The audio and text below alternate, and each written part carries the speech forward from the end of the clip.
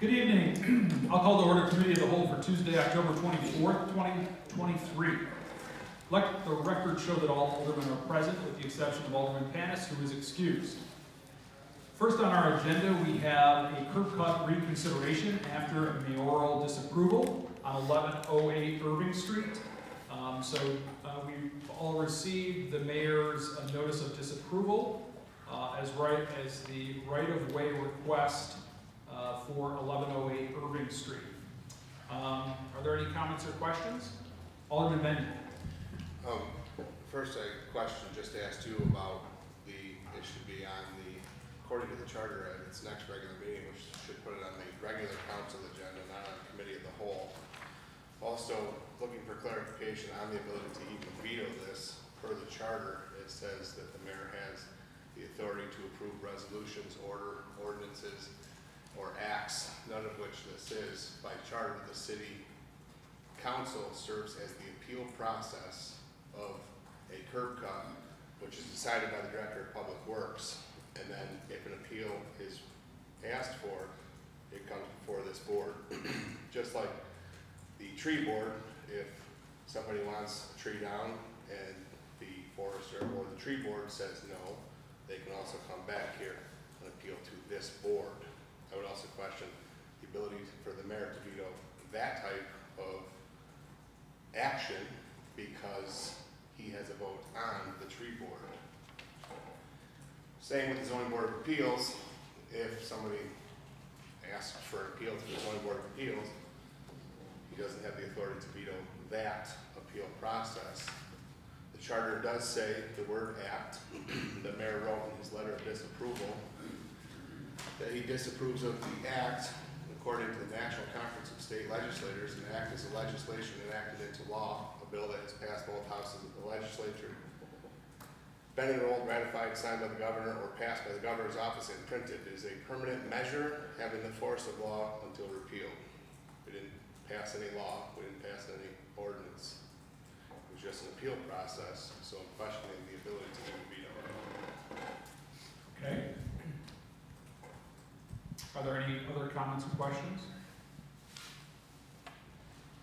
Alderman Anastasia? Yeah, John, before the meeting tonight, I went down there, sorry for the late picture, but I took a picture and sent an email to all the aldermen and DPW director. I just wanted to see firsthand. I went down there. Irving Street is kind of a narrow street, so I do agree with that constituent down there. And looking at that sidewalk, or that new section that he put in, looks like it's just a continuation of his front door sidewalk coming off his front steps, leading out into the subway. And throughout the city, I've seen several houses that have that cement on their subway, extending their front door sidewalk. So myself, I didn't see a problem with it when the gentleman was here explaining the situation. And after seeing it firsthand today, I still don't have a problem with it. And I do agree with what JR was saying. It's not a resolution, it's not an ordinance. I don't know if the mayor has the veto power to do it. I wish our city attorney was here that could explain things to us a little bit better, but I don't think the veto power is authorized on this certain situation. Okay. Alderwoman McCall? So I also don't know about, I certainly understand everything that was brought up about the option for veto, and I do think we need clarification on that. I still don't believe that this is a good idea, because we've had multiple residents who have chosen not to take action on their own, who have gone and requested clarification and been told. We all know in the city that while I would like it to be, the subway is not mine, and that is the city's right of way. Everybody knows that you can't just go, like one of my residents wanted to, because he kept getting ticketed in the winter, he wanted to blacktop a section of his subway. He knew that that's not something that he could do. I mean, there's regulation in there that says you can't do this in regards to a subway. I don't see it as a continuation of the sidewalk because it wasn't there, it wasn't existing. And I am very hesitant. I know that we've already voted on it, and I guess we will have to at some point probably defer to, unless we take a vote, we should know whether or not there is veto power. I mean, I think that's part of what we should know. But I would be very hesitant to go forward because with any other curb cuts or curb appeals, until we have better clarification on that, and in addition to whether or not we should just let people do whatever they want in the subway, and then when they come and they say, hey, I didn't know, say, well, that's okay. You didn't know, so you can leave it, right? Because that's what will happen. So we really need to have clarification on curb cut and what that means. And I think before we listen to any other appeals, that's got to be a real clarification. I know we've gotten some numbers on the size and the width for an individual or a double, but that's kind of where I'm at with things. Okay. Alderman Robinson. Yeah, I just wanted to say, I agree with everyone's assessment. I think there's a united front on that one, that we question whether or not this here supersedes the council. It would be nice to have our city attorney here to be able to answer questions and to be able to clarify a lot of questions, especially when you look at the wording that they read off from the charter. There are the words that they cite in there, and then we have this wording here for act, and that does not follow our process that we have written. To go back to that property, for that particular property, I'm still not going to change my mind. I believe there was a constituent that essentially went above and beyond what they should have, did not follow policy procedure. I do believe there should be some type of penalty, but if you don't have a process written, then how can you do anything? So I truly believe before we even proceed or go any further with any of these, I don't know if we can pass the first one, but the next two, before we even consider doing anything else with curb cut appeals that I don't believe the council should be involved in the first place, I think the policy needs to be written. The policy needs to be passed, and then we can go from there. But then I don't know how that works on a legal standpoint, that you put something on hold, create a law, and then go back and vote on something. So I think there's a lot of things we have questions on that we cannot get answers to, and I'm just gonna sit back and let this one unfold, but I think this should all be pushed to the side. Mr. Mayor, do you have any thoughts on, and it would be helpful to have a city attorney be able to render an opinion for us here, as far as under the charter, the language as it pertains to your disapproval power, and what your take was in the notice of disapproval here. My take is that any action by the council can be vetoed by the mayor, or not. You're using the word veto, but it's a notice of disapproval. Disapproval. Yeah. So that's my action, and where it says in the line there, shall proceed to reconsider the act. It should say the action that was taken. So at least that was my understanding. Talking with the city attorney several times ago. So to your recollection, the city attorney has confirmed that you have the ability to disapprove any action by this body? That's my recollection, yes. So, and I mean, we can get that, an opinion from him on that. John, I would just recommend, not to cut you off, but can we just motion to table this? I mean, there's nothing, says we can't just table this topic until we get said clarification. I'm okay with that, with the exception of the language that's in the charter that says that this needs to be reconsidered at the next regular meeting, which is today. Which is not this meeting. Well, which is not. Which is said sewer. sitting on this agenda that's not supposed to be on this agenda anyways. That's what I Do you said have any thoughts before, on that, based on the charter. I'm okay with, I mean, if you're worried about, it not being brought up at the next meeting, do not have an issue with, getting the clarification and then acting on this. Yeah, I would support that, and I think the rest of the council would support that. So, JR, thank you for bringing this forward. On this very topic, then, we will reach out to the city attorney to get further clarification on the mayor's power to disapprove. I guess the language that's in the charter says act as in resolution or act as in legislation, and this is an action on behalf of the council, so I think it is important to get clarification there. I agree with everyone else.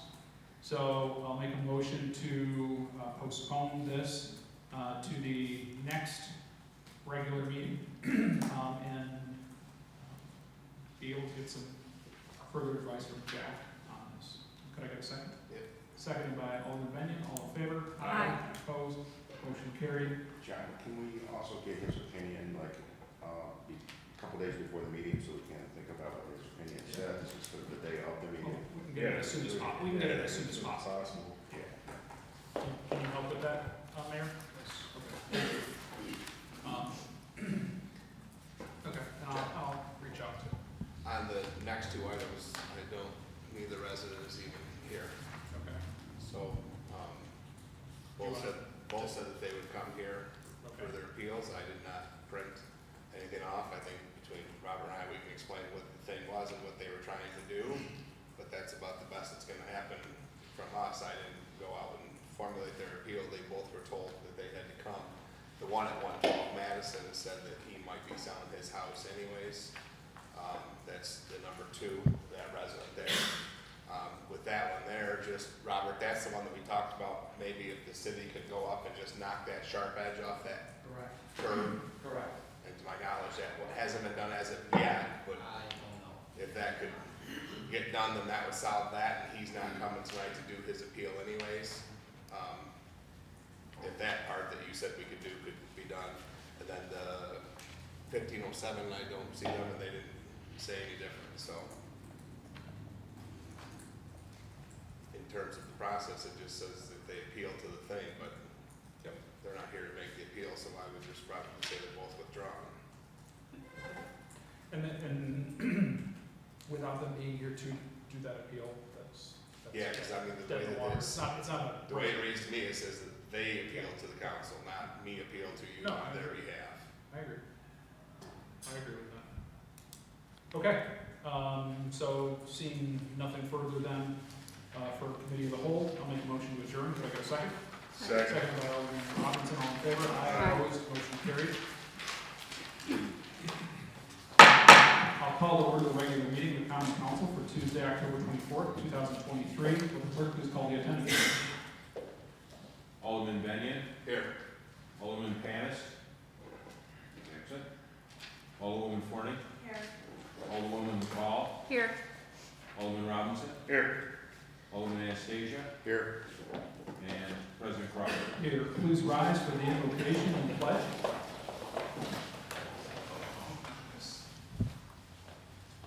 Heavenly Father, we come to you today asking for your guidance, wisdom, and support as we begin this meeting. Help us to engage in meaningful discussion, allow us to grow closer as a group, and nurture the bonds of this community. In your name we pray. Amen. Allegiance to the flag of the United States of America and to the republic for which it stands, one nation, under God, indivisible, with liberty and justice for all.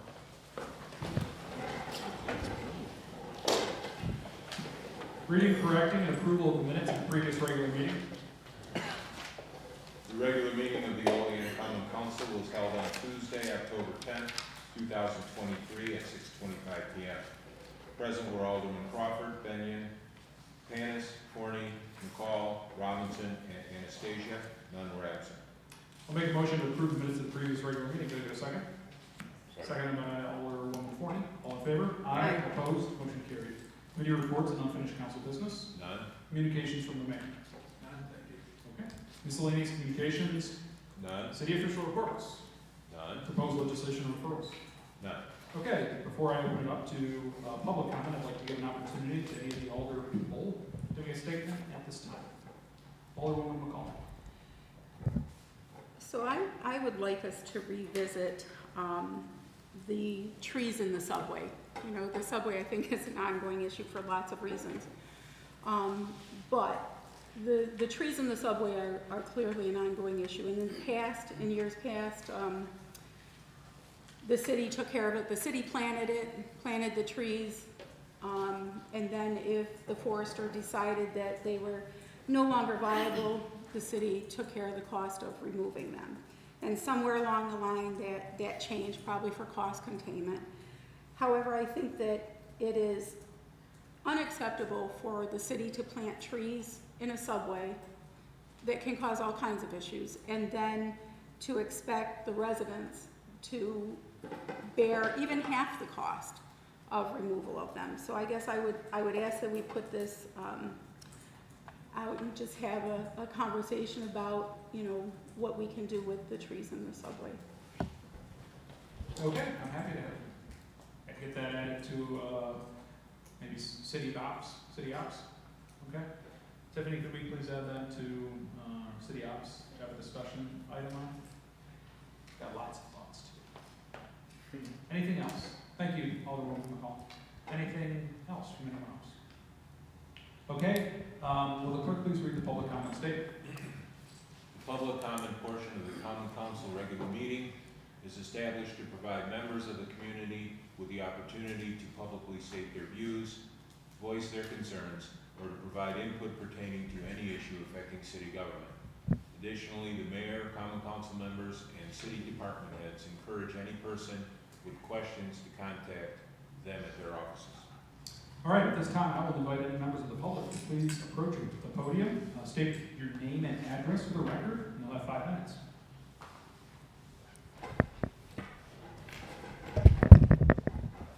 Good evening. My name is Steve Rogers, and I live at 867 North 4th Street in Olean, Ward 7. I appreciate the time offered by the council today. I'm actually here to suggest, due to certain instances that have actually come, directly affecting me in my ward, to actually suggest that this council review potential ordinances in the city to kind of combat the issue of loitering and obviously the increased issue of homelessness in the city and residential neighborhoods. There are cities in this area, specifically in Buffalo and the North Towns as well, that already have several ordinances on the books to help city officials and to help police be able to actually prevent this from happening in neighborhoods. One such then is a 72-hour standing prohibition of 72-hour parking ordinance in a residential neighborhood, which I feel kind of feels like almost one of those common sense things. But, there's a vehicle that is close to my residence that has been there for, considerably longer than that. Also finding out that we don't have an ordinance against sleeping in your vehicles in residential neighborhoods. I'm not saying that I don't understand if, you don't get into, like an argument with your significant other and maybe the couch isn't comfortable enough, you want to go, you have to take the night in the back seat. It happens. But when it's happening for 3, 4, 5, 6 nights a week out on a public roadway, I think that is absolutely an issue. So those are, 2 concerns that, I would like to bring before this council and see if you all can kind of come together and come up with some ordinances in this city that could kind of help, protect the simple, simple values and quiet nature of our residential neighborhoods. Thank you. Thank you very much. Anyone else?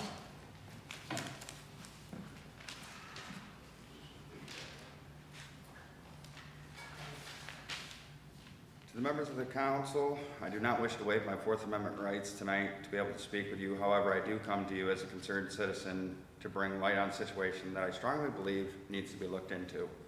My name is Thomas, and I'm a First Amendment auditor who has performed several audits across New York State. I run the YouTube channel WNY Audits, and I must give credit where credit is due. I've been to a lot of cities, municipalities, and police departments across New York State this year alone. And only in New York definitely has shown its colors of being a city that respects its citizens, acknowledges our rights, and in my personal opinion, truly values its the citizens of the city, the employees of the city, and the beauty, integrity, and image of the city. I performed an audit in this very building back in July and was met with nothing but respect and professionalism, which I am grateful and applaud the public servants and the efforts of the city to remain professional and handle the day-to-day business with dignity and pride. Being someone who was born in this city and have resided here most of my life, I've seen many changes come to the city. I come to you today to plant a seed for possible future changes that can extremely benefit this city and the police department. Yesterday, on October 23rd, 2023, there was an interaction with an Olean Police Department officer and myself that I felt was wrong and unacceptable. I have filed a written complaint with Sergeant Comstock, and that issue is being addressed through the proper channels. The seed of change that I would like to plant with you all tonight is the disturbing fact that our police officers, while they have body-worn cameras, there is no kind of video or audio recording for the cruisers. Cruiser dash cams would be very beneficial to the department. With my incident that happened yesterday, it could have been used as additional proof of what happened. It could be used for training for future instances. It could hold accountability for the police department, police officers, and members of the public. While speaking with Sergeant Comstock this afternoon, I had asked him if an officer was involved in an altercation, how easily do the body-worn cameras become dislodged? He said they came off really easy. I know many videos on the internet show people having complete disdain for the police departments across this country, but in my own personal opinion, I believe officer safety is of the utmost importance. After all, they are here to protect us. In conclusion, I see the following benefits of fitting our tax-funded police cruisers with dash cams.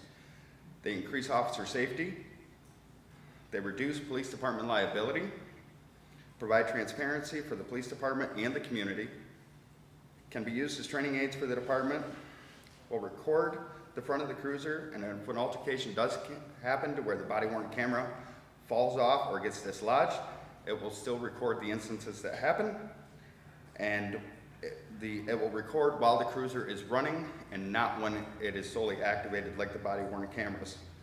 I urge you all to take this suggestion seriously, and I hope that we can come together and make these changes for the public, for the police department, and for all the people that call the city their home, hometown, place of employment. Thank you all for your time and consideration with my concern. Thank you very much. Okay, anyone else? Anyone else? Anyone else? All right, seeing nothing, I will call public comment closed. Alderman Anastasia, would you like to make a comment? Yes, thank you, John. I'm not going to make a late comment, but I was just going to piggyback off what Mr. Rogers said down in my ward. I was wondering if his request could be referred to first Jack Hart, because it's an ordinance that the city would have to create or change. And Mr. Rogers was saying that in Buffalo and surrounding areas up there, there's a 72-hour parking ban where your car has to be moved within 72 hours. This would give the police department at least some teeth to go up to this vehicle if they're parking throughout the city and ask what's going on and get them to move. So I was wondering if Tiffany could send that to Jack Hart to give his opinion and maybe come to a public safety meeting once he has some information for us, and we could work on that. Like, I agree with what Mr. Ryder said with the homelessness, and yeah, I mean, you want to protect your neighborhoods. Not everybody can afford to ring cameras, so and if there's no ordinance in the books, the police don't have any teeth, so we should try to assist them. Maybe the chief might even have some ideas. All right, Tiffany, can you please add that to public safety? Okay. All right, seeing nothing else, on to finance and bills. The auditor has processed bills and claims against the city of Olean as per list submitted to each alderman and recommends payment thereof.